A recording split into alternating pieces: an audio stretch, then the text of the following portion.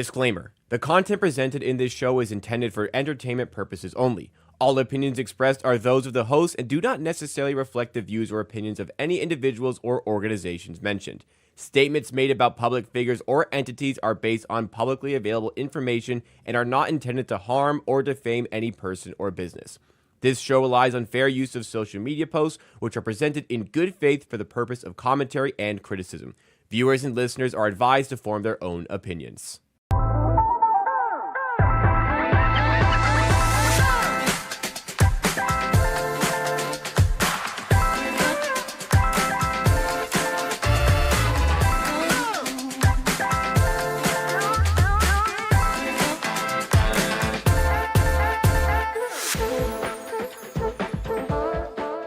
Some sports bettors woke up to see the funds that were in their account the day before were no longer there. We had an all-time epic NFL Wildcard Weekend, and there's a new way to slander handicappers in the gambling Twitter space. All that and more today on Circle Back here on the Circles Off channel, which is part of the Hammer Betting Network and presented by Kalshi. This is the show where we cover the latest and trending news that comes from gambling Twitter. And I'm your host here on Circle Back. My name is Jacob Gramegna. I'm a creator and producer here at the Hammer Betting Network. Joining us as normal for your live show on Monday is the CEO of the Hammer Betting Network, professional sports bettor Rob Pizzola. In the middle, we have the basketball originator that is Kirk Evans. And in the left chair, we have Chargers superfan Geoff Fienberg, making it in today despite, unfortunately, the loss, which we'll talk about a bit later on. You got something to add? Oh, like people think that You're a pro, man. Yeah, I told people this yesterday.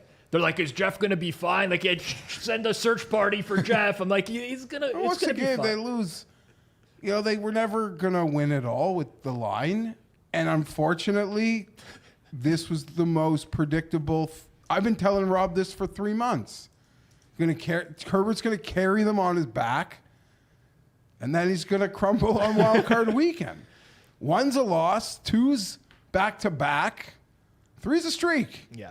So, you know, it's where they are, but hey, it must have been tough for you, not even for that, just like schedule-wise, because now golf is coming back into full swing. So I know you did some recording this morning for sure. Yeah, if I didn't have to record like a golf show at 8 a.m., I probably would have like ripped an special occasion oxy to go to bed.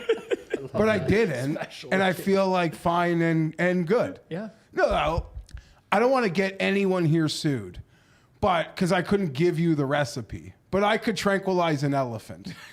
Got it. Well, and I don't want anyone to try it, then something horribly goes wrong. I get it. So like, you know what works for you. I could tranquilize an elephant, but no, whatever. It is what it is. I did think after both of the two later games, I thought next year both of those losers could meet in the Super Bowl, Eagles-Chargers. Listen, people. If anyone wants to hit me up in my DMs for like an above board Chargers to win next year's Super Bowl number, like, and I trust you, like, we're on. Yeah. I don't know that they can, but they're getting 2 all-pro tackles back. Yeah. They'll draft a guard at like 22. And, you know, hopefully they don't lose their defensive coordinator. But whatever. They couldn't win it. 12 more seconds. Was I not the most like calm about the Chargers all year that you've almost ever known me to be in 20 years? I will say for you, like, it's really weird to see you have low expectations for like you do what I sometimes with my bets, like the first quarter is going bad. I just mark it as a loss and I accept you accepted the loss a long time ago. Once they lost both the tackles, there was no way they could win like a run of playoff games. Yeah. I always said maybe hopefully they'll be a tough out. Yeah. I mean, maybe they could have scored more. Like, they weren't really a tough out. Yeah. But unfortunately, last night was the exact same game that they'd won a bunch of this year. These like weird 20-16, 16-13 ugly games, and they hit the end of the road. Yep. I actually think they overachieved. Chargers radio over. I agree. They could have quit so many times in the year, and I'd have been an apologist. Just fire the coordinator, and we'll move on.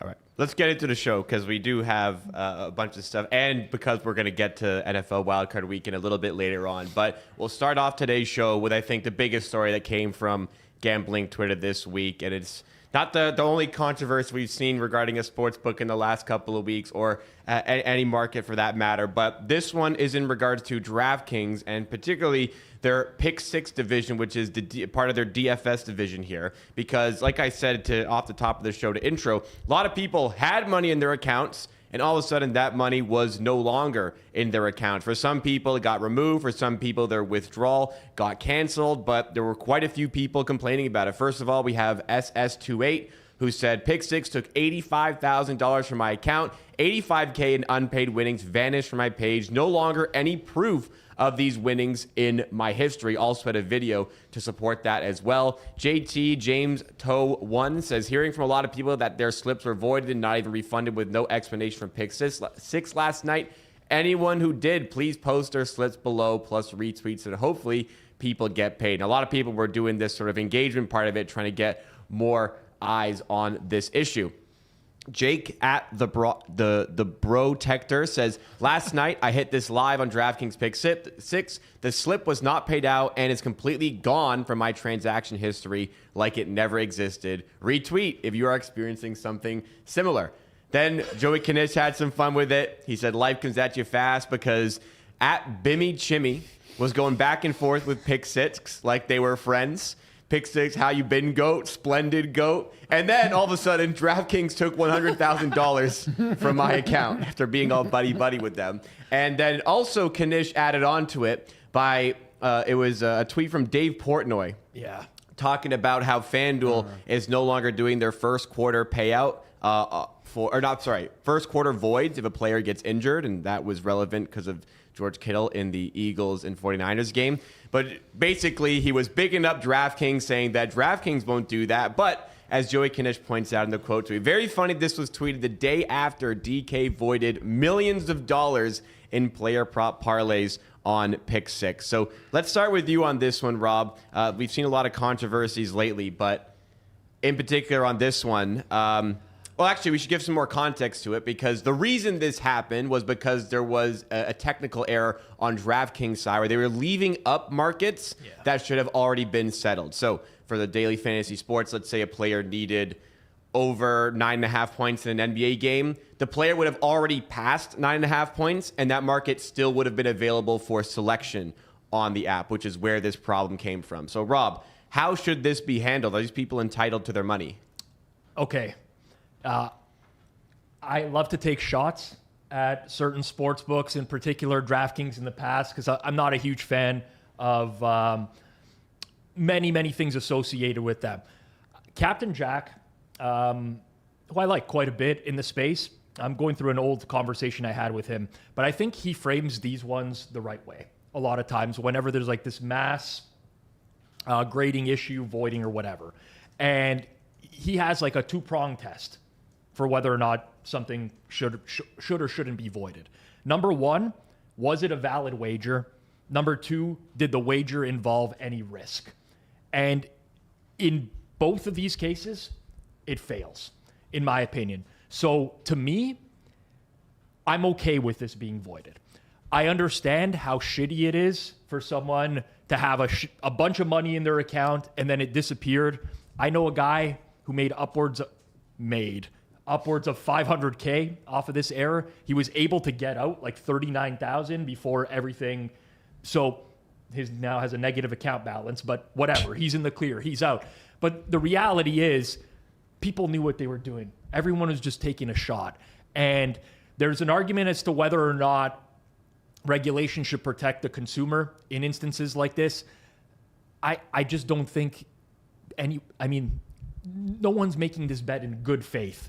And that's where I draw the line. It'd be one thing if they left up a bad line beforehand. There was risk that the bettor could lose. But in this instance, there wasn't. So from that point, I'm actually okay with the void. On top of that, there's some people complaining, well, this person was able to take their money out, I should be able to as well. I mean, if me, Kirk, and Geoff all rob a bank, right, and I get away with the money, do these guys show up at their court case and be like, well, you know what? He got the money. Like, we're entitled to it too. That's just not the way it works. Yeah, I totally agree. And like, maybe this is sportsbook sympathizer here, but this is to me like the most obvious void. This is the comparison I would draw up. So last week or 2 weeks ago, we had that case where the guy bet Luke's over hits on DraftKings. He was able to parlay like 4+ hits, 5+ hits, 6+ hits.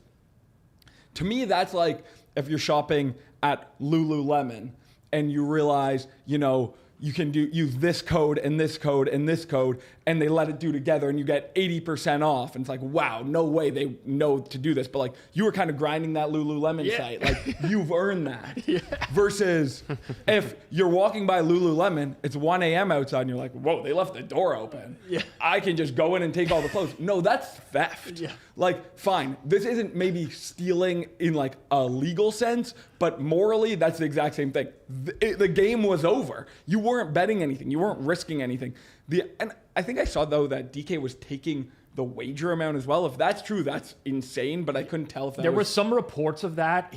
Nowadays on the internet, it's like this. I didn't experience this myself, so I don't know if that's for sure or not, but there were some reports that, yeah, they took the wager amount. That should not happen. Yes, I think we can agree on that. If they took the wager amount, that's completely egregious and should not happen. But the idea that you should be paid off a wager that has already happened, like, it's pass come on, boosting. it's like the definition of pass boosting. I would take the shot. Don't get me wrong. Yeah, like whatever, take the shot. But like the fact to think you're entitled to that money to me is ridiculous. Take the shot. Try to like flood it out like as fast as humanly possible. However you know how you can get it out, get it out. That's like the game. Yeah. But there's no defense of this. Like, everyone has to be a simp here for the sports book, for the most part. There's no different. Like, you hear stories, someone accidentally, like, deposited something, the bank deposited money into the wrong account. Yeah. Think you, like, no, trust me. Yeah. Like, go argue with the bank. Like, they just will, they'll paper trail it and they'll figure it out. They'll rectify the lady who accidentally lost the $35K, and you'll have your $35K missing, and hopefully you didn't spend it too hard. Yeah. Because there's no, at least with the sports book, like, you're not like doing it right if you don't got like a decent account with like a negative balance. Yep. Like, you really, like, even me, like, I'm a square. Like, I have negative balances because I was smart enough to be like, you know, I'll cost benefit analysis. Right. Negative balance. Let's roll. I will say this about this situation. So there's like, I think we're all in agreement here that voiding is totally fine in this sense. I will say this. I would say this about any company, but DraftKings is valued, last I checked, like roughly between $15 and $20 billion. You can argue about that valuation all you want and whatever, and what goes into that. From a product perspective, like, you need to have some real Q&A. Like, that is unacceptable, and they are reaping the repercussions now in terms of negative PR, where this has been amplified, I believe, as big as any gambling-related, like, refund story or loss or whatever. I have not seen as many 1 million plus impression tweets on one topic in a really, really long time. So people are really, really pissed about this because a lot of people would have, quote unquote, won life-changing money off of this. They thought this was the opportunity for that people who've been long time sports betting losers all of a sudden made $500,000 quickly and had it taken from them. So there's no rationalizing with that person. They think this is like GameStop trading. Yes. But it's not. No, I agree. But at some point, like, the product can't fail like it failed there either. You got to accept some ownership of, like, this shouldn't have happened, some sort of public statement, definitely bonusing from that. But you got to look internally and be like, how the fuck did this get out? Like, your internal Q&A team, I mean, there's got to be some heads that roll in that type of situation. So they have to accept ownership of a huge product fault, because there's no way a company of that size, I mean, I've worked in the digital media space. When I worked for The Score, I was responsible for operations for a long time, and we had a very tight-knit Q&A team, and there were errors every now and then, but you learn from them, and then eventually they don't happen anymore. And unfortunately, across the space, there's this cycle of them just continuing to happen regularly. It is crushing if you have like a way into some like retail discount through the website where you can like, usually it's like one discount can't be parlayed with other discounts. I had a buddy who had a Callaway hack, and when that, you would have thought they like took 100,000 from his account when the day his Callaway hack finally ended. I have the exact, Like in university, one of my friends had a Swiss Chalet hack.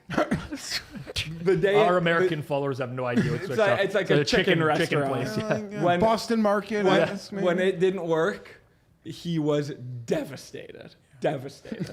But you know, it is what it is. And like, even if you guys remember the golf one, when it was like raining and then they just like, Yes. Yeah, that was at Torrey T5s, Pines, Wyndham Clark. Yeah. like that is at least like somewhat of a debatable void of like, you have to have some smarts to realize, oh, I can parlay, you know. And you have no idea what the tour's going to do. It's Pebble Beach. They could be like, Exactly. we're going to play this thing on Monday. Like, that was a very different situation because that's not this. No, that's my point. Yeah. Of like that to me was like more on like the borderline of I could see why people would think that's not void, that is void. People You are were taking still risks. risking money. Yes, In that exactly. situation, You they are could not have played risking money another here. full day, Yes, right? yes. This is no risk. Yes. Zero. I mean, at the end of the day, if they take your money and say, "Oh, you took a shot for $1,000," and like we're keeping that, then you can go to regulate. Like you don't really have risk. And I think DK should give like some decent It doesn't- bonuses. I mean, and it's stuff. really not But gonna matter. Exactly. I know It's just we're too like big. off track, but it is. I have a buddy who runs a vending machine company, and he kept noticing something was off with one of the machines, and it was like giving pretty much like a 2-for-1, right? And he finally caught on. He like caught a guy in the act without even saying like, "I'm the guy who runs the machine," just to figure this out. He goes, "Yeah, you just get a little shake, like 2-for-1." And then, like, pretty much the guy, like, totally just stopped buying from the machine. Like, once you take a discount, even if you're not stealing, but, like, you're getting gaming in the good. system, once you take that away from someone, like, it's so fucking real. I mean it. Like, even $1. Jeff, this one And is we've all been there. This one is a huge nightmare because if you just search Pick Six on Twitter and you look at all the top posts, I've never seen so many screenshots of like 50,000 plus in people's accounts or stories of it. And you know what happens when you take away 50,000 or more from someone? They never use your product again. But on top of that, they tell everyone that they know to never use your product again. And the people that they tell are not going to get the full story. No, of course not. It's they stole 50,000 from you. DraftKings will steal from you is going to be the message. So it's catastrophic. This Portnoy one that Kanish is talking about, I wonder if they went to him behind the scenes and said, "Hey, like let's get something positive out there to maybe change the narrative." I have no idea. I'm just speculating, but I wouldn't put it past a DK partner to try to spin the narrative a little bit. This one actually made me laugh because it's like we're at a point now where one guy's advocating like, "Oh, you got to bet here because they'll void the bets in the first quarter if someone gets injured." That's like a topic for another day. It's a different topic. Yeah. If you can't see through what it is for him, Yeah. DraftKings, like, funds the company. Oh, 100%. Like 150 salaries get paid out by the DraftKings deal. Like 100%. He owns it now, so he would pay the ledger when they're not making money. Yep. I'm a fan, even though he enjoyed it's anyone who's our age's birthright to know that they'll dominate the Chargers in the playoffs. If you're around our age. So he can have fun with that. He's earned that. Just like it's your birthright to dominate the Senators in the playoffs. Like you probably feel that is like a birthright of yours. I don't Well, sure, you look at it different. But 10 you're years right. ago, When we you get were. to the playoffs and we play Ottawa, Yeah, that's there's what I something meant. in my head that's like we're just gonna win. That's what I was referring to. I don't agree with that necessarily. Yeah, but you didn't. I guess I weren't agree. alive. Too young. You weren't alive for like Patrick Okay. Lalime letting You were in in shots for from like the point. 8 straight dummyings. Okay, fair enough. Even when they were the heavy favorites. It's like a caricature now, but that's where you get. Yep. I think just on this topic, like you said, Rob, like if you search pick 6, the amount of people saying never bet here, you could search probably any sports book and you'll find tweets. I'm never playing here again. You guys should never play here. At a certain point, someone's going to go play somewhere else. Yeah, but this one is truly different in my opinion because again, It was in their hands and it got taken out of it. And for a lot of people, that's life-changing money for them. Like, so when that happens, it's not as simple as like you didn't get your refund because George Kittle tore his Achilles. Like somebody might be like, "Oh, I'm out of here. I'm done with FanDuel," because they're not. But how many people are actually going to be done with them because they didn't get a refund on their 10? This is like we're talking life-changing money. It changes things. To the PR point, FanDuel, DraftKings, they essentially see themselves like the airlines. Like, it doesn't fucking matter, the bad PR. Yeah. I agree. They swallow it just like the airlines swallow it. People can go on a Twitter rampage. Even someone as popular as a Big Cat. Like, there's nothing you can do. Yeah. And they sort of know that they're on that tier. Yeah. And I don't know that, like, yes, public relations is always a thing, but I don't know that they care as much as we think they should. All I will say is that like the non-voiding of injury stuff or some of the more minor things we talk about on this show, they probably don't even have any effect on P&L for these businesses. I would argue that this one would.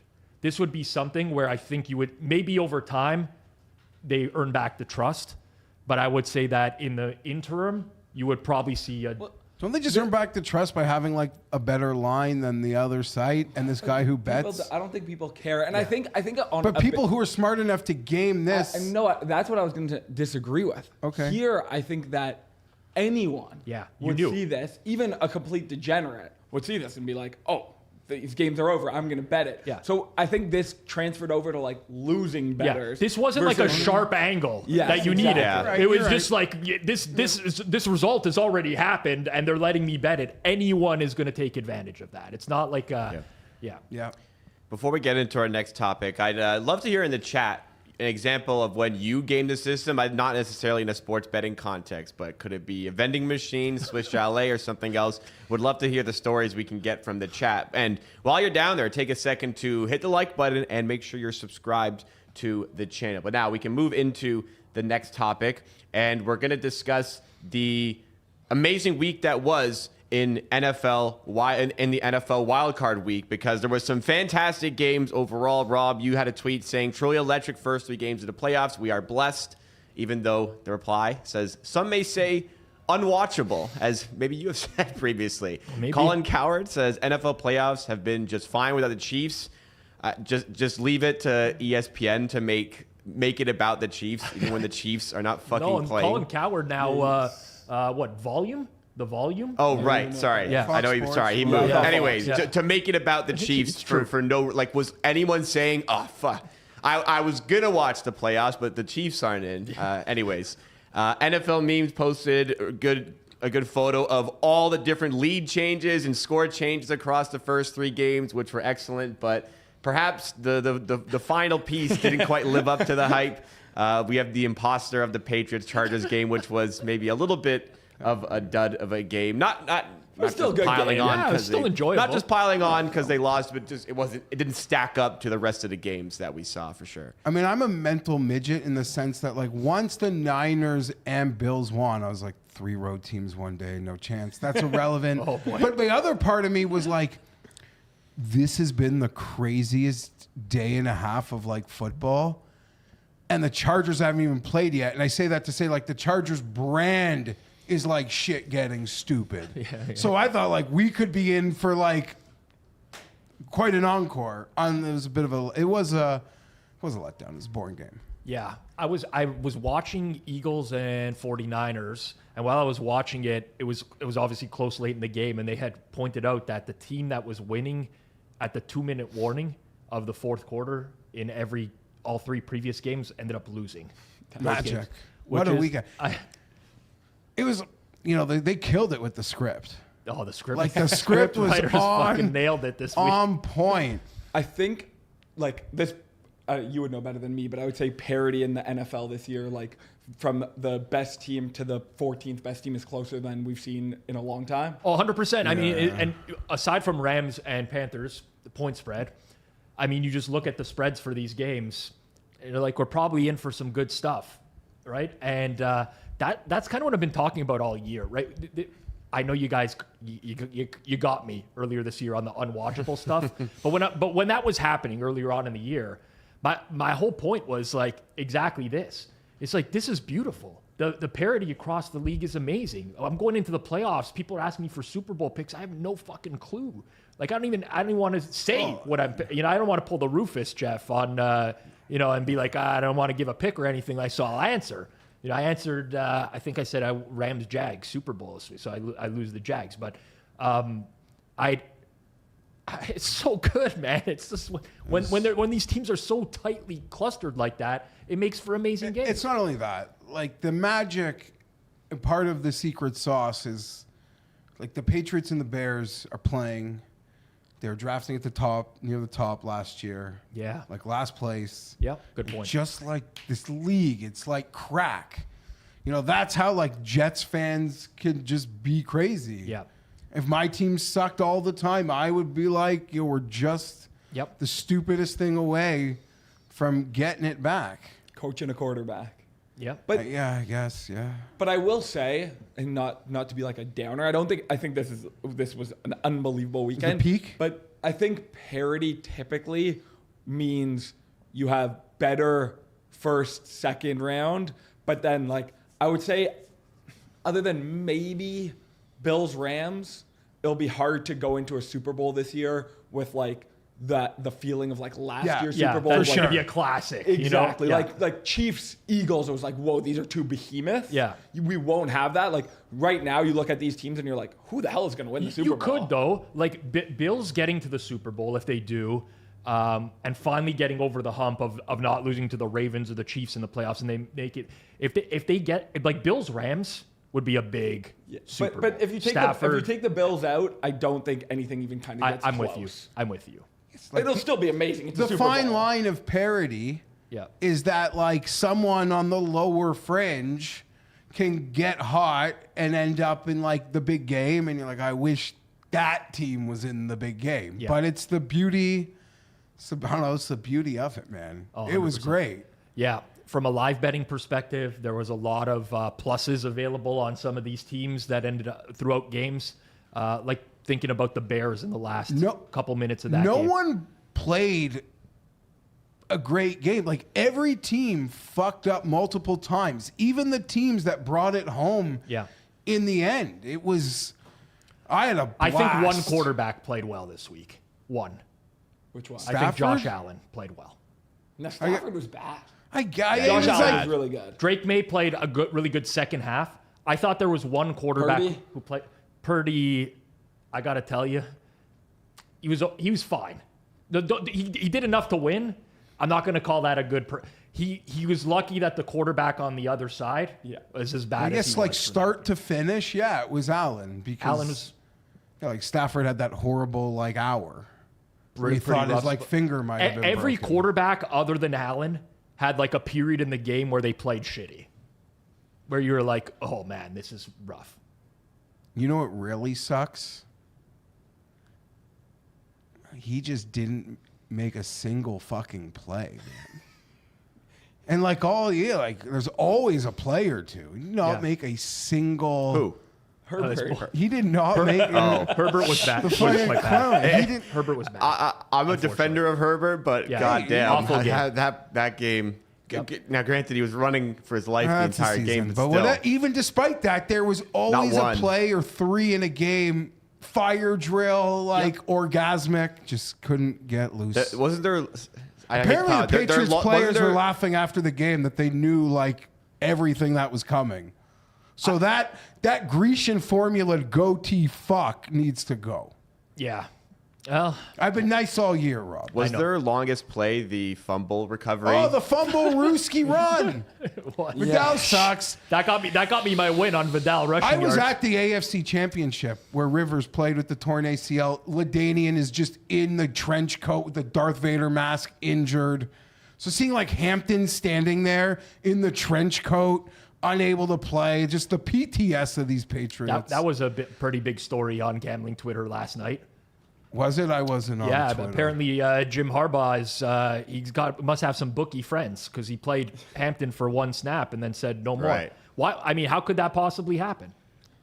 How could that happen? Well, because it's the playoffs and the other guys are worse. Of than course, the injured guy was wearing a brace the size of my head on his ankle. I don't know. I think the DraftKings CEO called him before the game and said, "Listen, we really need you to do us a favor here and make sure he We're gets a flooded couple on snaps." Hampton overs. Or actually, it'd be the FanDuel CEO because of the policy change. True. I will say the one thing that was very noticeable this when you have these games in succession. Al Michaels. I was gonna say the difference in commentary. Tarico's a god. Tarico Yeah. is so good. Yeah. When you go from listening to Al Michaels, current Al Michaels, I don't want to say anything about his past, but 82-year-old Al Michaels on one call, it's not even that he doesn't know what's going on. It's that when he figures it out, he's not even excited anymore. There's just zero. When you go from that to Tarico, it's enormous. When you go from Romo to even Brady spending 2 minutes to just talk about how to throw a football in wind, Great. The amazing. best. That was sharp. I'll Greg give it to you, Olson, too. great job in that Yeah, game yeah, on he was to good. start the day. Romo, if not for Al Michaels, is like a shield for Tony Romo. Yes. Romo was He is unfortunate. just. No, Romo's cooked. But You we don't That was an excuse Al unfortunate Michaels. He's just performance. past his prime. He just doesn't want to give it up. No one's in the room saying, "Al, like we got to call this thing." Being wasted, watching your team play, it's a treat to have Tarico. Because, it's harder. Like, he's on the ball. Yeah.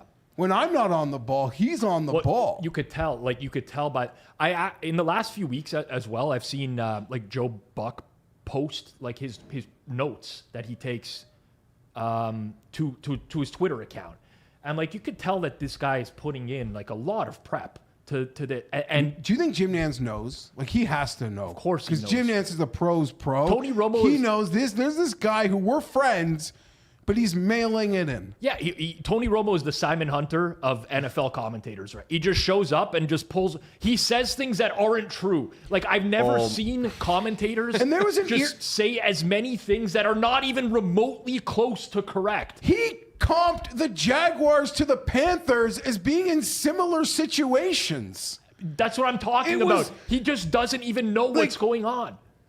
I think I wonder if there's a thing to like, actually it's better to be bad at announcing at the start because Romo was given so many flowers early and then clearly was like, oh, I'm good at this. I don't need to develop this at all. Versus Brady got shit on a ton early and clearly was like, oh, I'm not good at this. I need to get better. And Brady's gotten way better and Romo's just completely mailed it. and you might be too young to remember where you were like watching it at that point, but like Buck and Aikman were vilified for like their first few years. People did. Aikman was, obviously reps get you to where you've gotten. And of course, working closely with Dr. Eric Eager as well, which I don't know if you know that story.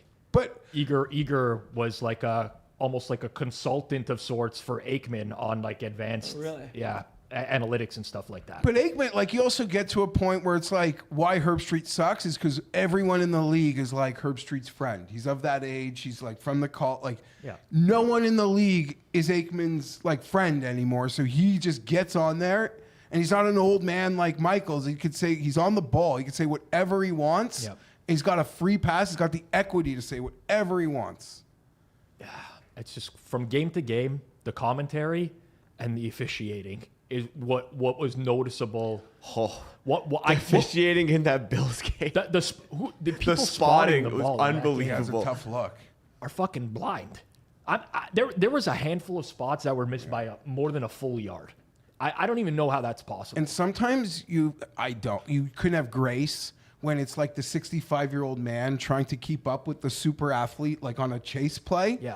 But when it's like the line of scrimmage and like you are on it, Justin Herbert wanna tell- got karate chopped in the head. Terrible.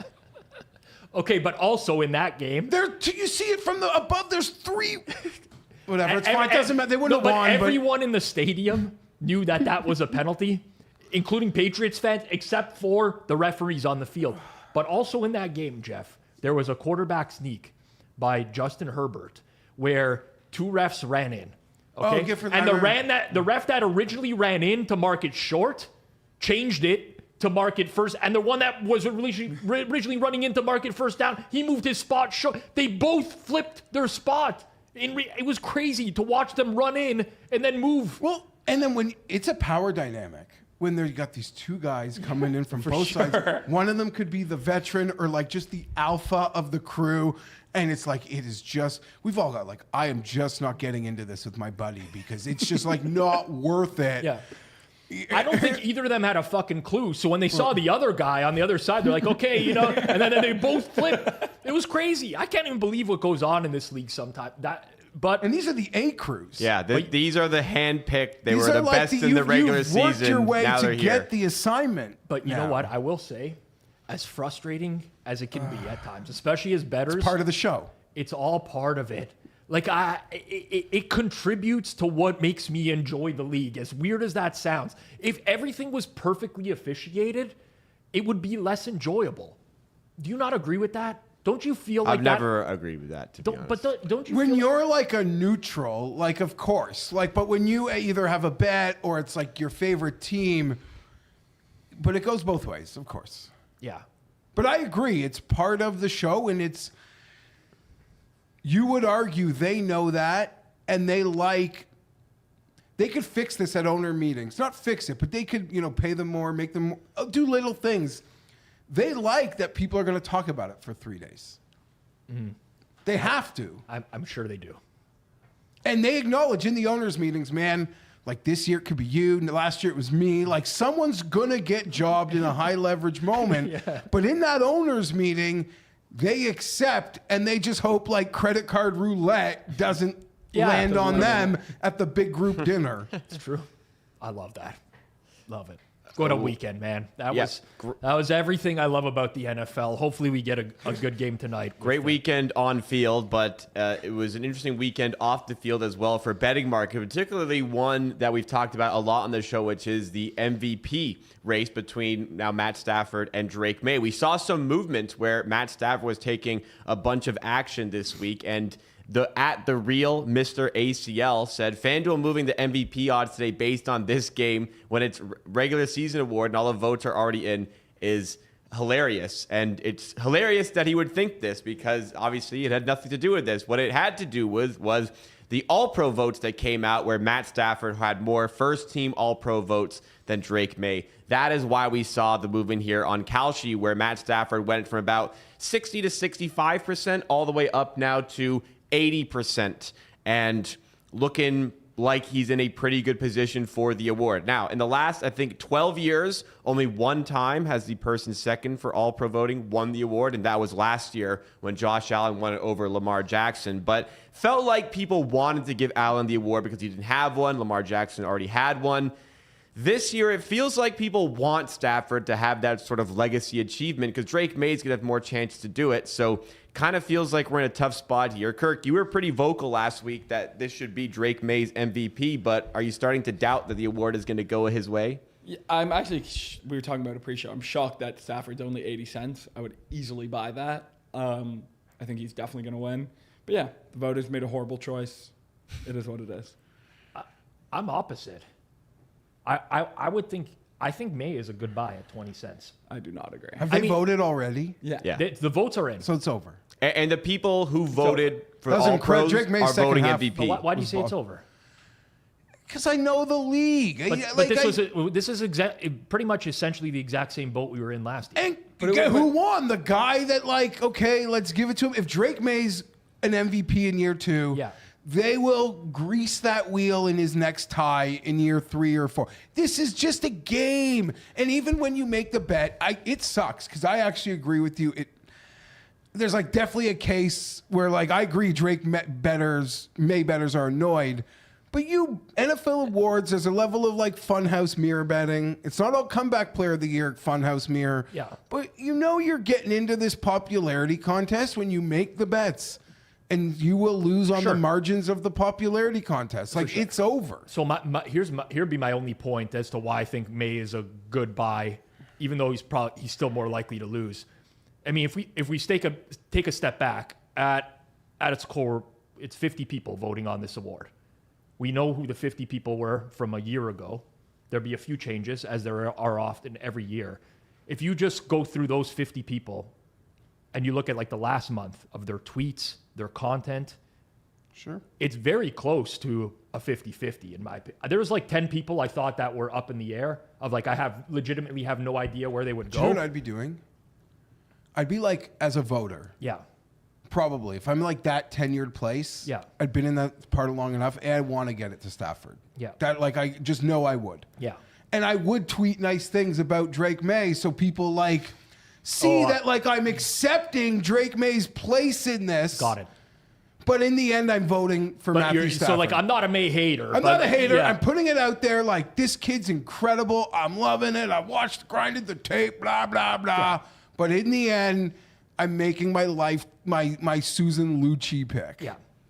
Yeah, it's tough. I again, it's not an exact science, but I think if you just look at the voters themselves, and like Teddy Bruschi is not, Teddy Bruschi's, I think, pretty confident where he's going to vote Coach of the Year and MVP. There's certain guys, someone who's working for like the Boston Herald or whatever.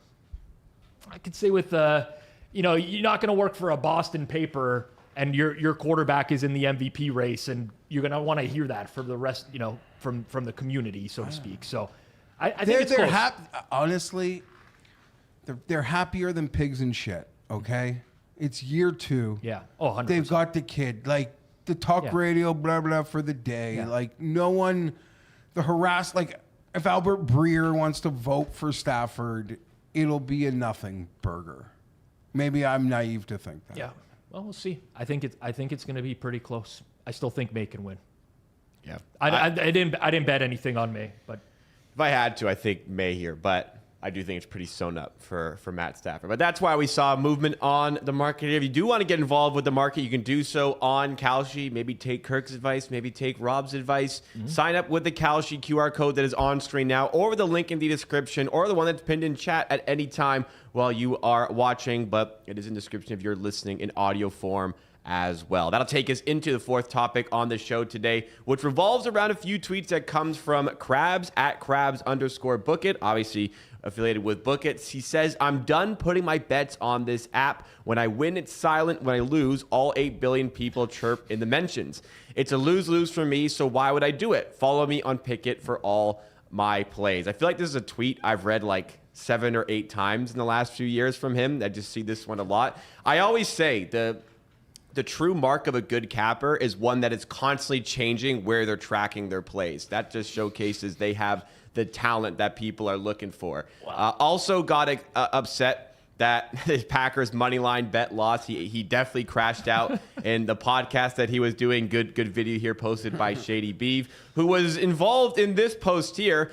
The new engagement method has dropped, according to Boomer's Bets. He showcased a screenshot of all the fading accounts that exist: fading Krabs, fading Trend, fading Caruso, fading Shady Beef. And Krabs himself was upset about all these fade accounts, saying that they're essentially jealous and they're just jumping on the wagon, hitching the wagon to him, that they're jealous that he's so popular in the space that they're just trying to get easy content from fading the account. So what do you guys make of all this? Does he have a right to be upset to this degree? Maybe we should go to you, Rob, first.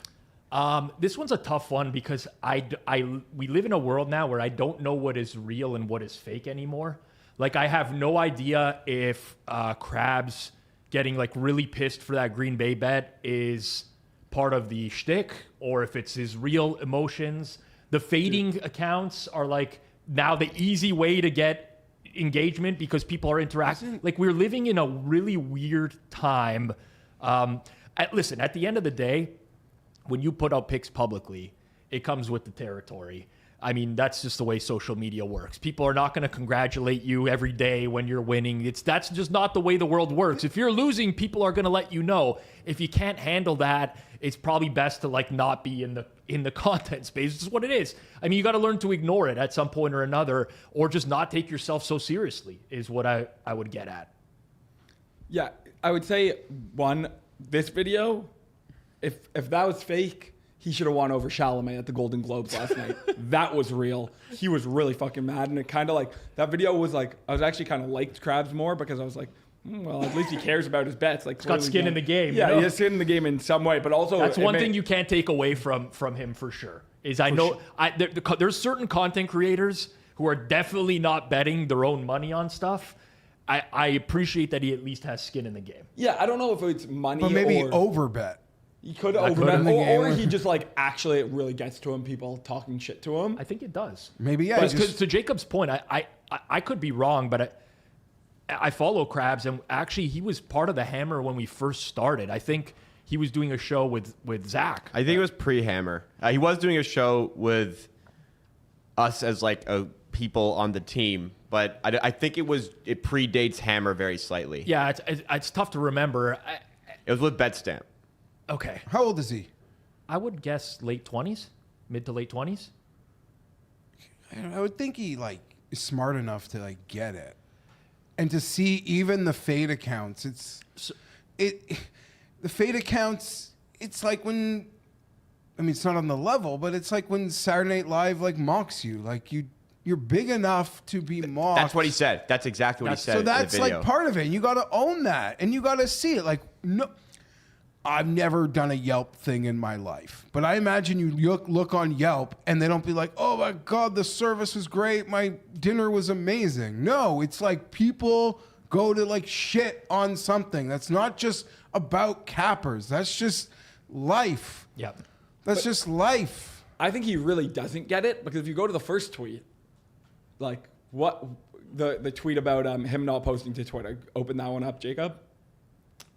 Sorry. This feels like Jared Smith vibes. Like, what? I don't even understand what this tweet means. Like, it's not like Krabs is a winning bettor. Like, he is a content It creator. means when he has a good pick, he gets like 3 people saying great but- pick. but I I get it, believe but he's I'm a saying- winning bettor. There might But be a like, disconnect. I what is believe Krabs' he believes bet he's a if winning only bettor. posting his bets on Pickett. Like, who Well, would look at that? Okay, first and foremost, here. I'll Like, imagine if Book It with Trent was like, I hate So Twitter like, now. I'll push back. Shouldn't I'll you push want back to on the be Pickett Trent thing. Light? Maybe not. I don't mean that as an insult. I mean it like if people want to pile on you, Somebody Agreed. in Like, the this is the reply said opposite that. of you got to embrace it. Somebody in the reply said like you should just embrace that part of it for your content. Sure, but it depends on the he person. truly believes he's a winning bettor. That's what I was going to get at, right? Like, so first and foremost, I'm not going to knock the guy for follow me on Pickett. I'm pretty sure that, especially after watching that Krabs video, they have like a bunch of Pickett signage in the background. They're definitely sponsored by Pickett. Yeah. So he's going to track there. And if he's changing from app to app, it's because there's some sort of sponsorship deal in place, which I completely understand. But it all is like what the expectations are. If you believe that you're a winner and you're just constantly getting chirped, well, there's some disconnect somewhere because people are not just constantly chirping people who win all the time. So at some point or another, he's picked up some sort of like the fade culture type. But also, when you're doing content, you gotta just like, you just gotta laugh it off. Is almost what you can't take it too serious. People chirp me all the time, man. Like, I make a lot of money sports betting. Okay, if people knew what I made, they would probably like. But I can do a show in a year and I can lose. That comes with the territory. I know it. You got to embrace it. You got to laugh it off. Hitman, we did best bets with a Hitman on Forward Progress 2 years ago. A guy went like 3-15. You think Hitman's a losing bettor? No. I've literally lost every single bet I've given on the Daily Show this season. We fucking roast each other for it. And exactly. I bring it up every time because I should be shit on for that. But to me, again, this is like, imagine if Trent was like, I'm done putting my picks on Twitter. Follow me on Pickett. It's like the whole point is that the engagement of the Twitter. But that's Trent's brand. Trent's brand is he's I he's guess Krabs always, just doesn't know that he's not a good bettor. Well, the thing is like Here's the problem. He's like big. He's got 80,000 followers. That's a lot of followers. Yeah. but it's not. You can get to a point where you're like so big where it's like just all noise, right? Like when you want to read your comments, you get in that mode. You got whatever. Sure, you're in back of an Uber. You like get into beast mode. You're actually going to read the hate. Fine, but he's at a level where like he can like still take it all in. If that makes any sense. For sure. Yeah. Like he's not big enough where if he's paying attention to his shit, like it just doesn't get lost. He can read everything in 4 minutes. Yeah. He knows that the people, like the same people, are commenting the same things. Like, So it's in that like tough place where you're like big, but you're not big enough, and everything is it feels real. Yes. so much more real as opposed to Trent, who's like so big, where it like a lot of it just feels not the noise. Yeah. I've always kept up with what Bookit's doing in the space. Obviously, I'm the CEO of a content network. Maybe not, definitely different audience than Bookit, I would say for sure. But I keep up with what everyone's doing. And like, if I was Krabs as part of Bookit, like my KPI for that brand is engagement. And to me, this would be a good thing, honestly. That even if listen. I know it sucks. People are shit on you, whatever. But the fact that they're responding is just going to amplify you more and more and more. I've learned that over time. You could have the best win streak. You could go fucking 30-0 and 30 picks, and you will not get as much engagement as someone who goes 0-2 in one night. That's just the way that it's built. So for Bookit as a whole, it probably just makes more sense for him to lean into that, embrace it. You should probably start a war with all these guys. Film videos every day calling these guys losers, whatever. More people will just keep responding. The cycle goes. Like, pivot away from trying to be like the winner, so to speak. This is the saddest. This is like the worst thing you can do, though. Agreed. I totally agree. So, but This is like the worst. This doesn't help. It just shows you might be too sensitive for the game that you're playing. It's the game you're choosing to play. I'm with you. When you inevitably start posting your picks on Twitter again, it makes the people want to comment more when you lose. Yeah. Listen, somebody that I can't stand in the space does this all the time. Farley bets. Chris Farley. He surfaces whenever he's doing well. He has a few bad weeks, and then he'll post a message being like, "I'm done with this platform." No, everybody. It's the same cycle. It goes through it every single time, right? It very much shows when you post something like that you're defeated in one way. I agree with you, Geoff, that it's not the best look. Now, you have to also take into account, though, that he might actually, this actually might take a mental toll on him. For sure. In which case, does. it's totally fine. If mentally, seriously, if you're posting pics online and mentally you're struggling with the... Get offline. Yeah, if you're like posting a pic, but this is not going to have people. When like sympathize with GRP bashes those guys, Drew and Croucher, it's like you're just confident that Drew and Croucher, if they like lose a bet, they bet so, I don't put numbers, but they bet enough money that is what they're annoyed about. They're not annoyed about like George writing it in a notebook. They're annoyed that bet they made lost. If you are betting at a point where it's like I'm more annoyed about the comments than the money I'm going to lose, that's also pretty funny too. It's true. Where it's like the money doesn't. It's like fuck these people. It's not the money I lost anymore. It's the fact that people know that I lost this money and they're calling me out on it. The currency you're betting with is clout. Yeah. I don't know. This is always fascinating to me. There's definitely, I can understand where he's coming from. To say there have certainly been times before where even I've been in the midst of a huge heater. And I've lost a bet, and someone will tweet at me like, "Oh, thanks for that," and I fucking lose it in the moment, right? We've all been there. We've all been there. No one is ever going to be immune to that. But leaning into it like this, unless you're actually looking for engagement, I don't think it's going to help the cause. On a separate note, because it's good to keep your head right, and maybe if you're just tweeting it for your own peace of mind, sure, I'll give you slack. But I would just say, it'd be important. you'd hope a couple of these guys, they have their own like little community where they can just like talk to each other and like vent to each other. Yeah. And like have another human that like kind of understands what you're going through, where you don't have to tweet that. Yeah. You can like draft it and you can like say it to your friend, because it's always good. Like I bailed on the stream on Saturday night just because I was like, you know what? My friends are getting together. I'm not staying home to do a third quarter. Right. Like I gotta go. I completely get it, man. I get it. We'll keep it going in just a moment. Let's take a second here to talk about the Discord we have with the Hammer Betting Network. Tons of great content, a great community. And right now, during the NFL playoffs, Robs, it's especially a good time to get involved because you're posting your anytime touchdown numbers in there. Why don't you tell us a bit more about what you can expect from the Hammer Discord? Yeah, I am certain I'm running like basically Billy Walters in his prime right now on anytime touchdown scores. I feel like that's been all season. It's been absurd, man. I'm batting way above expectations, so don't expect that moving forwards. But I do post my prices for anytime touchdown scores for every game throughout the playoffs in our Discord and the NFL channel. Like Geoff said, if also you're looking for a community of people to vent with while the games are going on, it's happening all the time in our Discord. So check it out, discord.gg/hammer. Big announcement today. I'm also unbanning Eagles Guy, who has been Spammer though, right? Yeah, but now that the Eagles, okay. who wants to be Eagles Guy now, Geoff? Eagles Guy. You're giving them a break. I'm giving Eagles Guy a bit of a break from being moderated out of there. So yeah, Eagles Guy will be hopefully back if he's still around.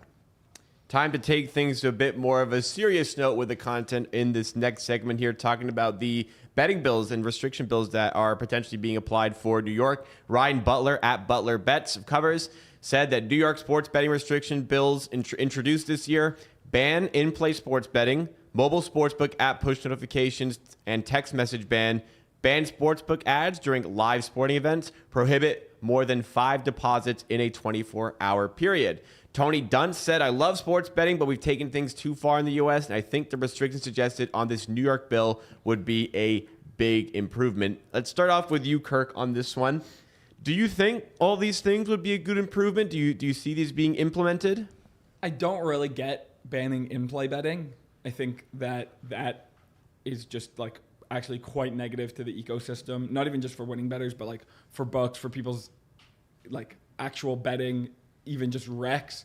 And I don't see why it would be in-play would be so much more like for problem gaming than just normal. You can fire off an insane amount of bets on just random stuff, even not live.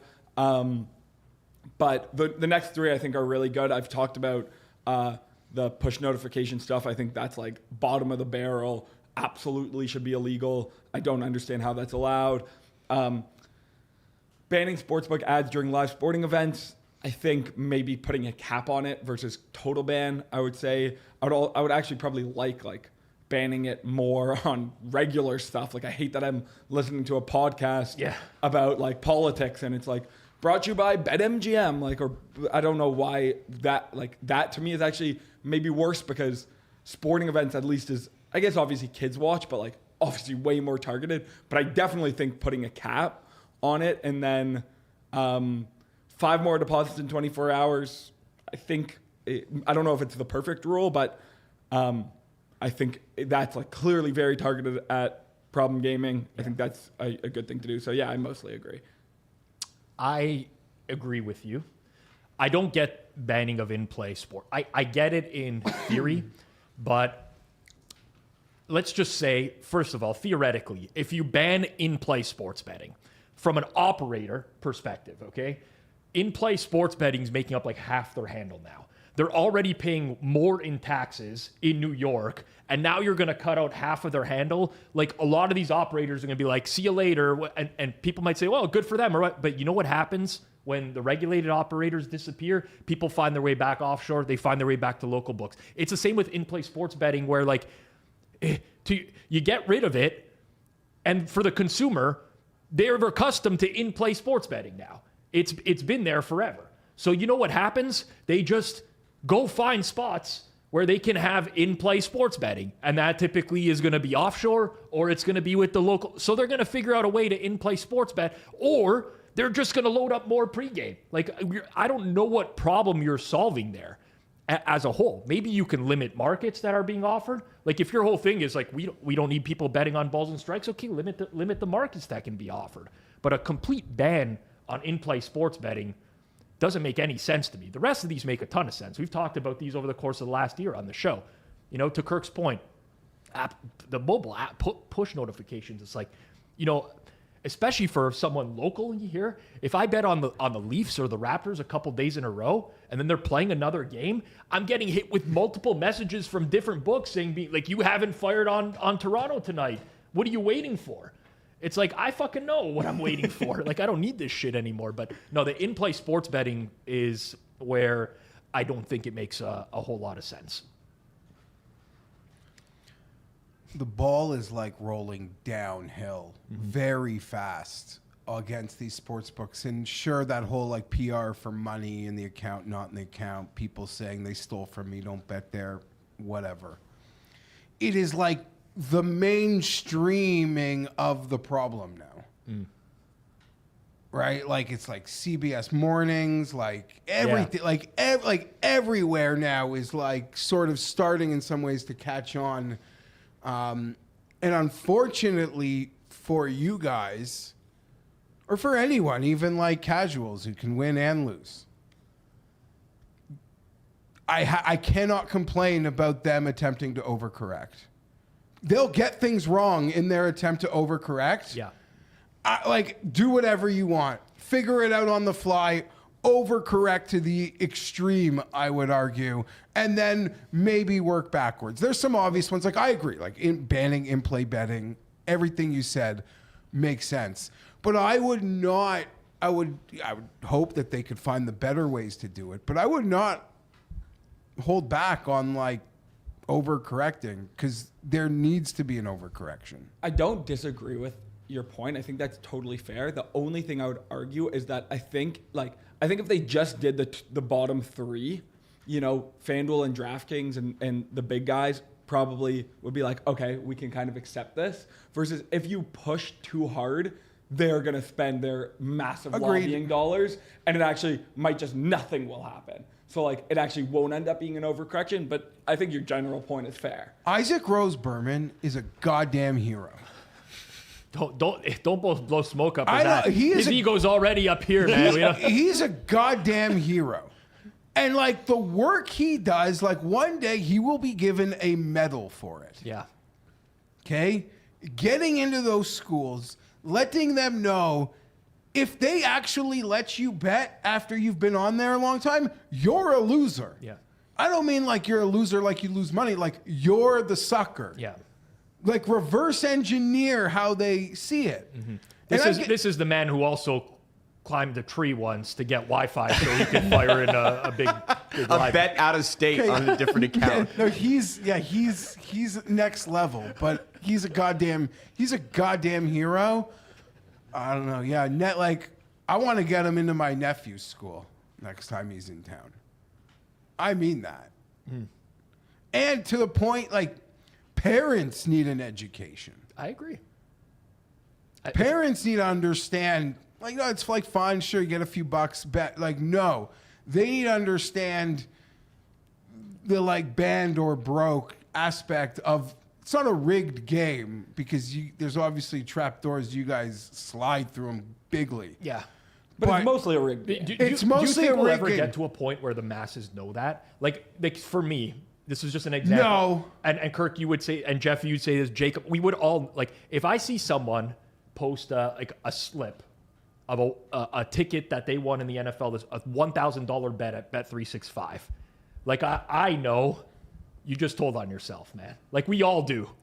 But the average person still doesn't. Do we get to a point where eventually it's like the masses know that if you're even allowed to bet that much? No shot. No shot. I mean, look at what's popular content Rob, right now. I knew you a long time. We're probably getting on 20 years. And I know you weren't, like, sharp at the beginning. Definitely not sharp. But it probably took about, like, 10 years for me to, like, understand what you were saying. Like, no, bro. Like, you don't know ball. No, you wouldn't say you don't know ball, but just in like, doesn't matter that you watch the games. Like, doesn't matter that you like know. Like, so I could see like you get like someone like me at like 18 years old, you're gonna have a hard time telling me that like I don't know what's up between Team A and Team B, and I'll have to lose a lot of bets until I click in. That's just the truth. We are on such a corner of the internet, and I always say it, like the thing that will really change your mind is go to Woodbine on a Wednesday at 1 p.m. Yeah. It is packed. It was a scared straight. It is no. The masses, like we are nowhere near masses knowing anything. Because I like, to Jeff's point, I was such a square for a real, I can remember back to like, this must have been somewhere in 2010 to 2012. I remember talking to Tim McAuliffe, who's a big Canadians would know him. Sure. In the office, right? And he'd be coming out, and he would do his like go down to the studio with Greg Sansoni. They'd give out their 3 picks, pigskin picks, or whatever the hell that show was. Pick show ahead of its time. And he'd come by the radio. Like Randall the Handle. Yeah, he'd like be a like classic Canadian tout.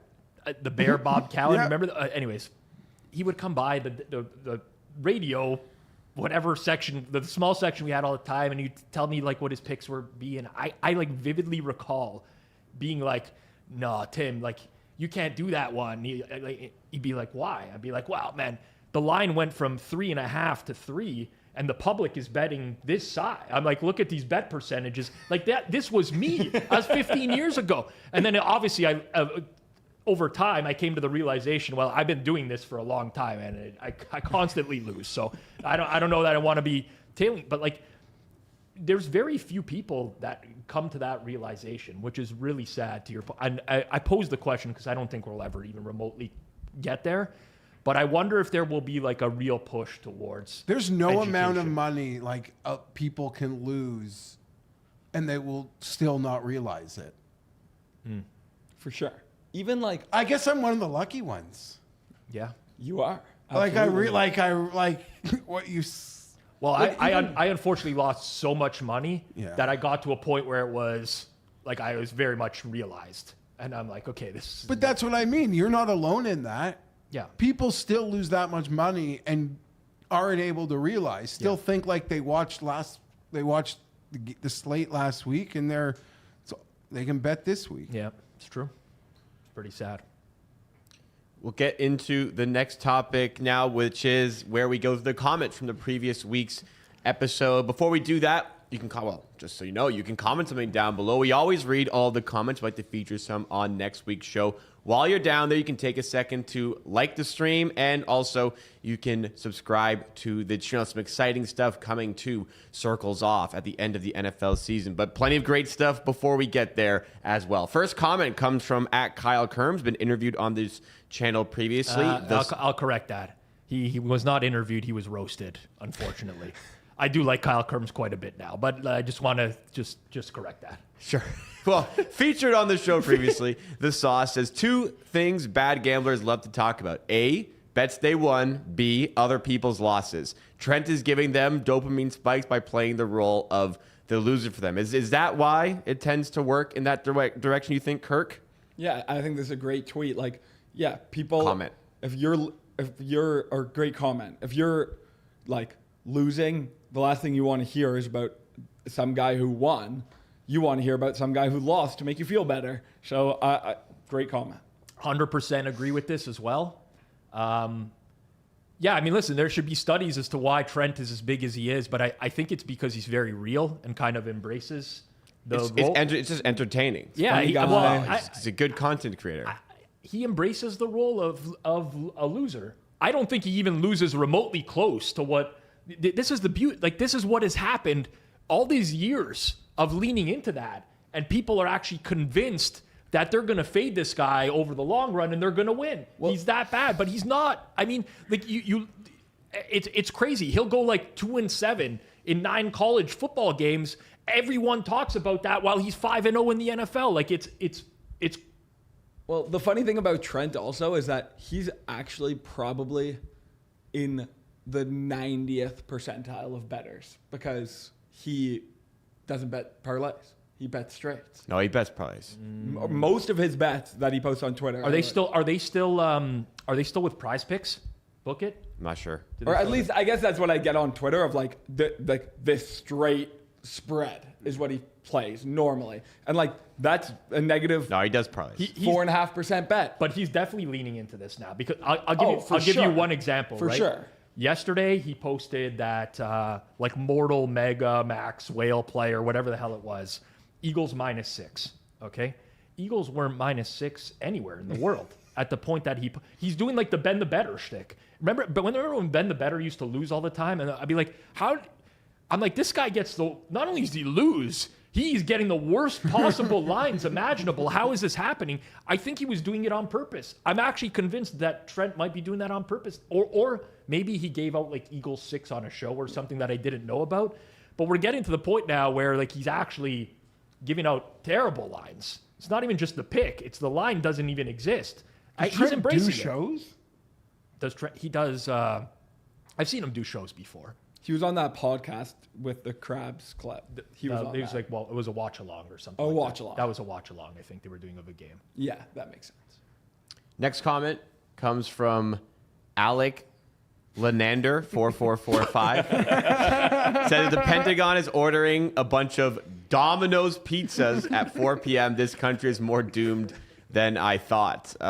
Geoff, I have to go to you because you talk about, I think, pizza the most here. What's your take on Domino's? Where does it stack up in the pizza game? I think it's for like generic brand pizza. I think it's the best. I agree. Okay. I'm glad we're doing this. If my dad is watching, might want to turn this off because I know no self-respecting Italian would say Domino's is. I crave Domino's more than most average pizza places, way more often than other spots. Like it's not great, but for what it is, it does. I like the job. it. I feel like they've raised. I don't know. I like it more than the other like chain Yeah. spots. I would rep Domino's. Have Like, you ever I had- have pizza basically in my last name, so I should be looking for a pizza sponsorship at some point. I would rep Domino's. Have you ever had Domino's in the U.S.? No. So I had it one time in the U.S., and I could easily understand why it gets the hate it does. Granted, that was one specific occasion, but I had it once in the U.S., and it was... What city? Tragic. Secaucus. Yeah, no, I've never had it. So, probably shouldn't be a terrible area for pizza, but it was certainly alarming there. I think Domino's gets unfairly hated. That I'm with. The hate is like fair. It's generic, but to Jeff's point, like who's going out on a limb whenever they have it and be like, oh, this is an amazing. Nobody does that. But no this one is- spreads the love this about. is sort of embarrassing, like you, Rob. Like there are times where I'm like craving that like generic preservative-filled wheel as opposed to like the fancy one. Yeah. And my wife, she'll make us get like the fancy one, and it's like $40 fucking bucks. And in my head, that is 4 Domino's wheels for this one. Like, give me my value algo is like I'd rather 4 Minnows wheels. Well, I figured it out, Jeff. By the way, we smoke weed. Maybe. Yeah. But it might as well be a different food, though. You know, like if you're craving Domino's pizza, a fancy artisanal pizza doesn't hit the spot. Like It's like if you're eating McDonald's, Exactly. you could crave McDonald's, but you wouldn't want like a nice fancy Gourmet burger. If you- very Yeah. different. Yes. Like Pizza Hut and like pizza's like it's like almost its own genre. Yeah. No, listen, there's a time that calls for everything. I love a nice like wood oven, thin crust pizza. I crave those at all times. But there's certain times where, I want a Domino's or local to I drive us. by I'm a Pizza Nova guy. Yeah, I like pizza. On my Those way are my home, top I drive two. by a place. There's always a line I've never been.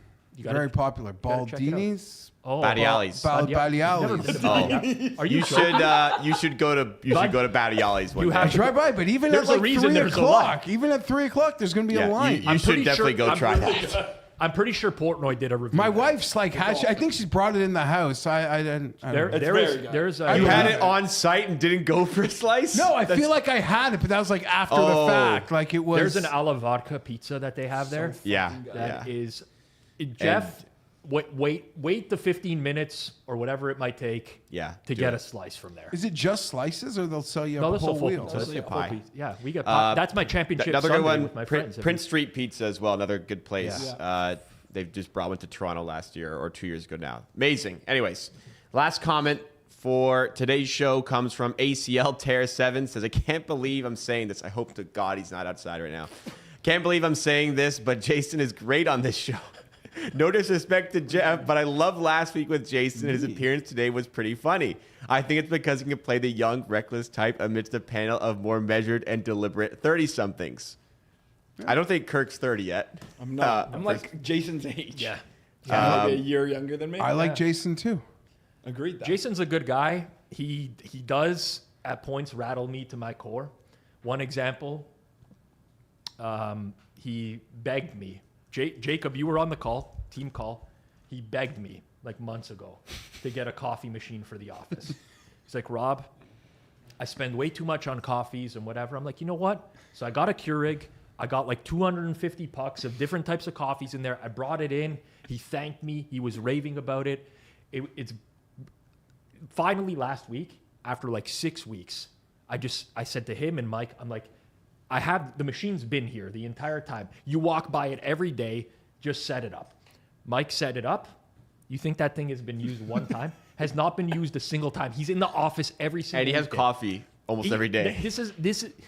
This is why I think he's actually really good with content, because he has that way of like, you can really enjoy him as a person. You get along, and then 10 minutes later, I want to actually murder him. And I think that's what the viewers get from him as well. Last week he came on the show. I said, nice sweater.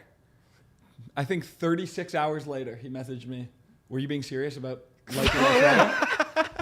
I've gotten shit like that too before. Where it's like, I'll put something like random or just I think is innocuous in the group chat. And like, I'll see him 5 days later be like, that comment you made in the group chat. What do you mean by that? I'm a big fan. He's very funny. That's good. Oh man, some of the rants he has behind the scenes here, though, we gotta get some like security cameras set up in here just so I can record his rants behind the scenes, because he's too funny. Next topic on the show, we've got a couple more to go today. This one comes from Bill Krakenberger. He has been legitimately interviewed on this channel before. He tweeted this one from JT the Brick when he said, "We have arrived at the moment when national TV networks recommends parlays on the pregame show with a 6-1 return. The worst bet in sports gambling is promoted by celebrity athletes who have no clue how to gamble as their gaming partner has cash flow operations." And Bill Crackman replied and said, "The public has no chance listening to and following these ex-players and influencers recommending parlays. To be honest, anything they recommend is," I guess he put it the skull emoji, so like dangerous or death, whatever you want to go, whichever way you want to spin it. Let's start with you on this one, Rob. Do you feel like there's a problem with this? I mean, we see it in Canada on TSN NFL broadcast. They have like the FanDuel segment pre-show. Yep. You guys are not going to get me on like a gotcha moment for this one. I have for sure tweeted something about this in the past along these lines. Over time, I look back on that and be like, I see why I got upset. Because, you know, like when you know stuff about betting and then you watch people who are kind of uneducated talk betting, it kind of rattles you a little bit. But the more and more I think about this is like, who's tailing these segments? Like, is anyone watching Rex Ryan give out a pick on, 8 ESPN countdown on Sunday morning and being like, I got to get down on this Rex Ryan pick or whatever? Like, obviously they have sponsors to appease. It's kind of adding like color to the broadcast a little bit but I don't know. Like, I don't want to come across as hypocritical, but like to me, it's such a non-issue because I don't think anyone is seriously tailing this stuff. Like, if people were, and I knew for, like, we got to see what, I don't know, Matthew Berry is giving out today is SGP, and we're all going to run and bet that. Like, I don't think that happens. I really don't think that that's happening in the space. I'd be floored. I agree when there's like, they're literally going to break, and then the game is starting in 8 minutes, and they're giving a parlay. Like, if you haven't bet or you're not already betting, like there's no way that is like getting someone to like bet the game who's held out from betting the game that long. Unfortunately, or maybe fortunately for the networks, it's sort of like the perfect storm. Because the NFL is its own animal, so they don't probably have the advertising issues that like other things have. But like your ESPN studio shows, your sports centers, or all the studio shows that we see here in Canada, like advertising for them is like dying. Yeah. And then at the time that was like dying, sports books get regulated and they're allowed. So like they're desperate for anything. They will fill any segment. Their standards have dropped because their business model is crumbling. Yeah. And that just allows the sports books who have the money, and these are the perfect marks for them, to just infiltrate every part of their presentations, from tickers to bets to all of it. I'm just totally with you. Like, if you have a complaint about this, I think the fair complaint is like, this is just another spot where they're shoving betting down your throat. But like, if you're complaining like, oh, these are losing parlays, like, obviously, who cares? Yeah. But if you're like, yeah, maybe every broadcast of every show shouldn't have like a sponsored parlay in it, I can get on board with that. But like the idea that they're losing bets, obviously. I mean, listen, it's obviously, it's very obvious to me when I'm watching TV and I'm seeing picks, like you're getting bad advice. I don't think it's like some mass casualty event either, right? Like I don't think the average viewer is conditioned to take this seriously, is what I'm getting at. To Jeff's point, it's a challenge. Do you know how much it costs? I'm talking to Canada. Yeah. Probably. To get these certain ex-athletes in the studio for a 30-second hit before the game, at halftime, in between the games. Like, these people are laughing their heads off. Yeah. Yeah. Sorry. The weird thing about this whole situation, though, is I completely understand where you guys are coming from. The reality is, to Jeff's point, if you were to take the sportsbook sponsorship money out of the space and be like, okay, we're not doing picks on air anymore, half these channels and like radio stations and podcasts, even Barstool, they would die. Yeah, they would die in immediate Barstool death. would be dead. Maybe people cheer that, and there's things you would be happy to see die. Yeah. Full disclosure, even things I'm a part of, whatever. Yeah. But it's true. Yeah. Like it's like, so, if I really like a podcast, I love Bob Does Sports, YouTube Golf. They're always doing some sort of DraftKings promo in there, which I'm fast forwarding through or whatever. I don't give a shit. But like, you start to restrict advertising, the content that I really enjoy also might go away. I have a lot of respect for even people I'm not a fan of, but like streamers or people in that sort of like fully their job online world, who have taken a stand to like not do any gambling sponsorships. Yeah. Even people that I vehemently disagree with the stuff that they are streaming about. Yeah. Because I know, how many people watch this thing, and you know how much money they could get from any of them. Yeah, I think there's a disconnect where Jacob runs his own YouTube channel, Amateur Hour Sports. We obviously run our own here. There's like this big disconnect with what people think you make off of viewership. Yeah, there was this thing going around of the people who put the fireplace channels up on YouTube, and they're like, oh, they're getting like 1.2 million views. You look at nobody's advertising on that. There's zero engagement. Like there's no ads when you're watching the fireplace channel. There's some of these, green noise. But and like stuff to like have that. put the ground floor like rain or fireplace channel, like Sure, but like there's not a lot of YouTube revenue for a lot. People require sponsorships in the space, and right now, unfortunately for some, or fortunately for others, the companies that have the biggest marketing budgets are sports books, prediction markets, whatever it may be in the gambling space. It feeds a lot of the content that I personally enjoy watching, even though I don't like those segments. So it's like, kind of got to balance it, ESPN not having gambling sponsorships. And listen, And there's a lot of like ex-athletes or personalities that don't know anything about the gambling, but they saw this as like a lane. Not even like that they needed the job, but they're like, I have this job, but like I can do this like second job for like 15 minutes a week, get paid by the sports book. Yeah. You see a lot of them do it. It's hard to blame them, I guess. Yep. Absolutely. One more segment on the show today before we get there. Let's get a message in from our friends over at BetStamp with their BetStamp Pro Tool. A lot of people ask, and with football and basketball kind of in full swing right now, there's one odds screen that I stand by. I'm very biased because I helped build it, but it's the BetStamp Pro prop screen. And listen, this is built for high-level bettors who need to spot and scale up edges fast. It's not built for everyone out there, but if you're someone out there who's looking to win money betting on sports and you want to try to exploit some inefficient numbers, you can't do that without a hyper-efficient odds screen. Don't wait. The opportunity to capitalize on the prop market is right now. If you want, you can visit betstamp.com/hammer, or you can scan the QR code up on screen to apply for a demo. Spots are limited.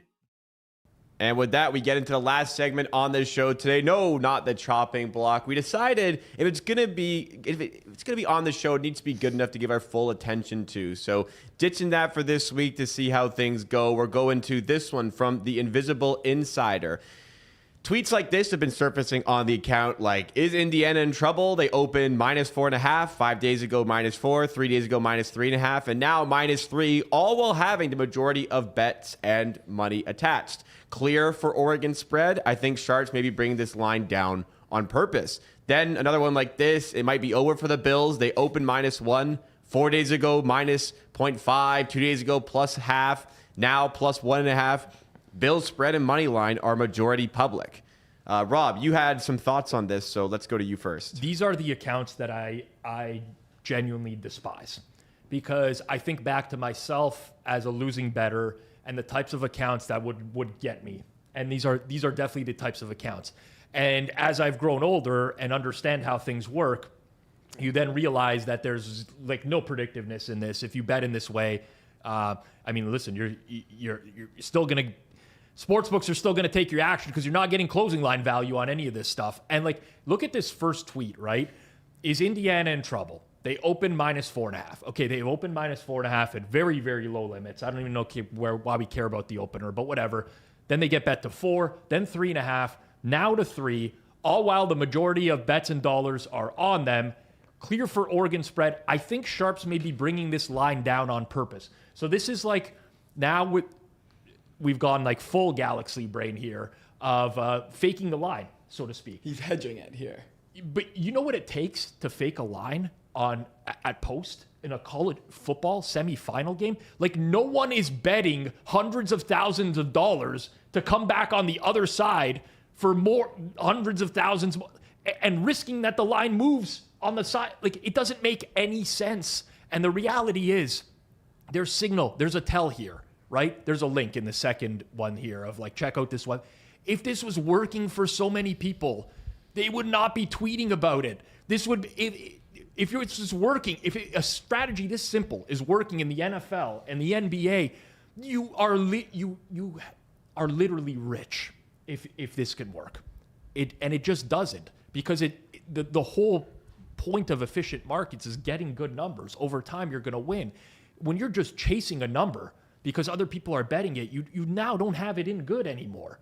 You know, if Kirk bets an NBA side at +4.5, and there's this reverse line movement, but now I got to bet it at +2.5, I'm not getting the same bet as Kirk. I'm getting a very different bet. And that's, you need to have that in mind. So all these accounts are popping up now. They're doing tons of engagement because this is the big thing, reverse line movement and public percentages and whatever. But I strongly urge you to not listen to this type of advice.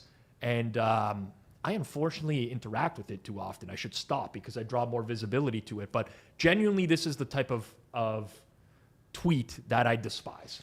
Yeah, I think this is good position to the last segment where, like, I don't think that the people who are like making parlays on screen, whatever, are like really presenting themselves as like expert winning bettors versus this is very much someone presenting themselves as like an expert, subscribe, pay for my whatever betting insider, and acting like his information is good when he's just like, yeah, completely saying, all he's saying is that the line moved. Yeah. That's all it is. Yes, lines move, and public money isn't what makes lines move.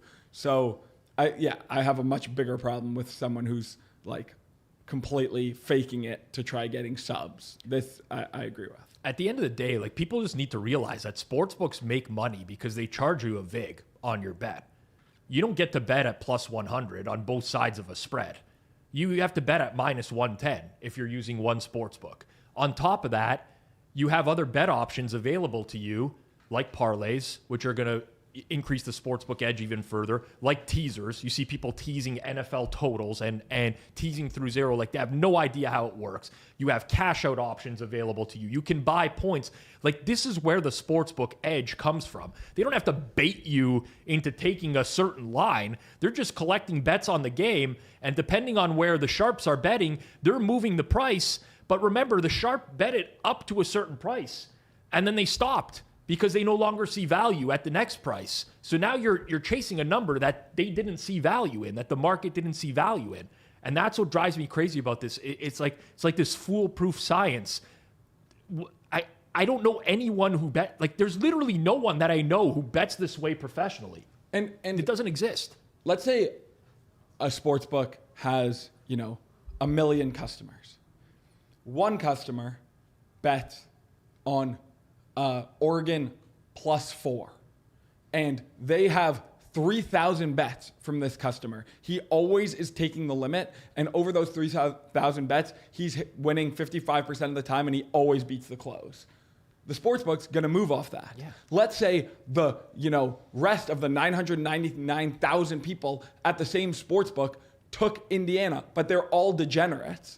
Why would the sportsbook move on that? Exactly. They don't care about what a random 50-50 bettor who's just punting is putting. They care about the one person who has a track record of winning. So the fact that the majority of bets and money are on the other side of the move is just not relevant. People then take that and they'd be like, well, all the losing bettors are on this side, and the guy who wins, he bet the other side. But the numbers now changed. It's moved. It's moved. The reason it was good is because it was +4. Exactly. Now you're getting +3. It's why Pizzola is so hesitant. When I said, it took me 10, I've known Rob for 20 years, it took me 10 to, catch on. What I meant by that is, it probably took me 5 years. You'll laugh at me, but, I'll just spend an extra, 15 cents, and I'll have the exact same bet as Rob. And I don't care. Rob, what are you on? And it's not just me. It got to a point where I don't think Rob likes sometimes giving his bets because I think he knows that people will do exactly that. They'll either buy it at a worse number, at the 1.5, a point and a half less, or they'll, spend 20 cents and buy a point. And Rob will be like, you don't understand. We don't have the same bet. I'd be like, Rob, you don't understand. We do have the same bet. Yes, but it's really I 100% do that. I have a really good friend that messages me all the time for bets, and I know that if I give him the side I like, he's going to bet it. He's just going to bet it to your number or bet it at a bad number. But there's also time, I personally this year on NFL sides and totals going into this week, which is the ROI will go down because I've lost this week. I have a 23.6% ROI on NFL sides and totals this year, okay? Must be nice. It will never happen again. It's not going to come remotely close to that. The reality is anyone who tailed those plays at worse prices also did really well. So there becomes this confirmation bias of well, it doesn't matter what number I get. I just want to be on the same side. But in a year like 2 years ago, where I do a 1.8% ROI, they lose. It takes 2 or 3 bets flipping the other way because of the number, that person lost. Even my expected ROI this year, just based off of closing lines, is 5%. Okay, so I way outperformed. Very lucky. I'm going to be the first to admit that. But even at that expected ROI, if someone's consistently playing a worse price, their expected ROI goes way down, sometimes to 0. Some of these lines that I beat from a Monday to a Sunday move 3 points through a key number. That's massive, right? So I think just I'd like to stress the importance in numbers. Let's use Sunday Night Football as an example. I go on the pizza buffet on Saturday. I say, listen, I think there's some upside in Kamani Vidal.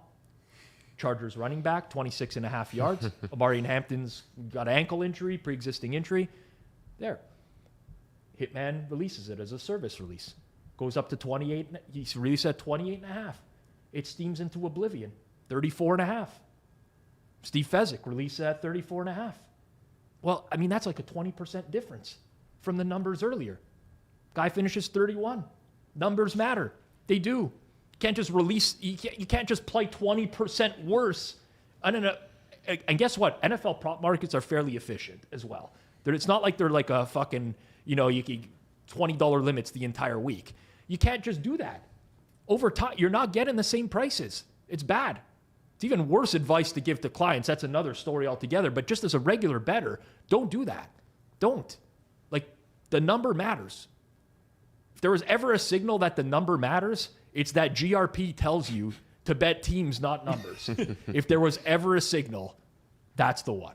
Good piece of advice to end the show. That will do it from us here on Circle Back for your Monday live show. Thank you so much for watching. Hopefully you enjoyed it. If you did, make sure you do. Hit the like button, subscribe to the channel, rate and review 5 stars. Wherever you're watching or consuming the content, make sure you're supporting us. It only helps grow the channel and lets us do better content more often. We'll see you later in the week for some more content here on Circles Off. Thank you so much for watching.